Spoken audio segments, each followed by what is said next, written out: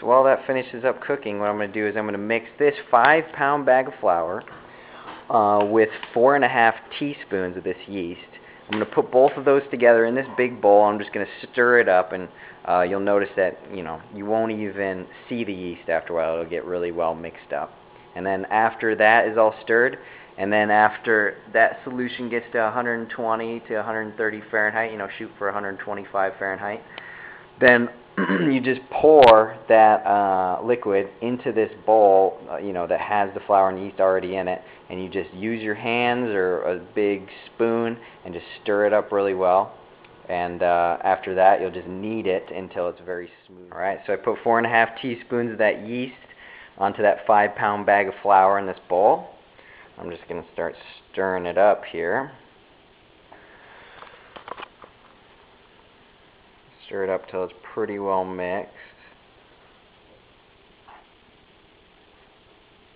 And so we're going to be pouring that liquid into here. So we want the yeast to be well distributed through this flour, so that when the liquid does go in and it starts to clump up, we know that there's an even distribution of yeast throughout that whole thing. So you might want to stir for about a minute until you can kind of know that all the flour is mixed into the yeast.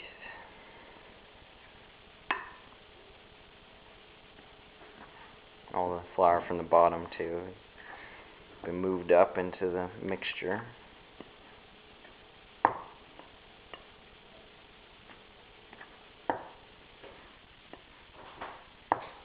Alright, so that's good.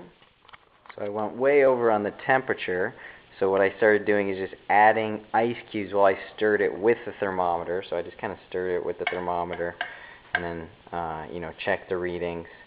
And so it was way over, so I added ice cubes. It seems like each ice cube will lower the temperature of this much liquid by about 3 to 4 degrees. So I added a bunch, maybe like 4 ice cubes to bring it down to 130 degrees Fahrenheit, and which is on the high end of the scale, but that's fine. So it looks like actually the milk helps, I don't know if you can see it, but emulsify the fat a little bit. It makes so that the fat droplets are smaller and more mixed in.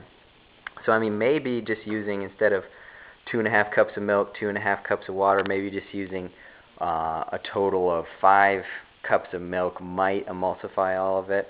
Also, at this stage right here, you can just add egg yolks and stir it in until all that fat is dissolved in, and you would notice the fat globules on the top would disappear. So if you do that and you use egg yolks, let me know how many egg yolks you use, or if you do use all milk, let me know how that turns out, see if that emulsifies the fat.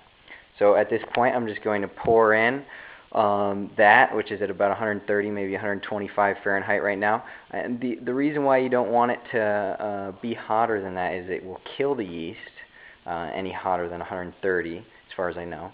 And any lower than 120 Fahrenheit, it won't activate the yeast, because the yeast is in a dormant state. So you want to heat it up enough so that it activates it, and then it can start metabolizing, creating that ethanol and carbon dioxide. The carbon dioxide causes the dough to rise.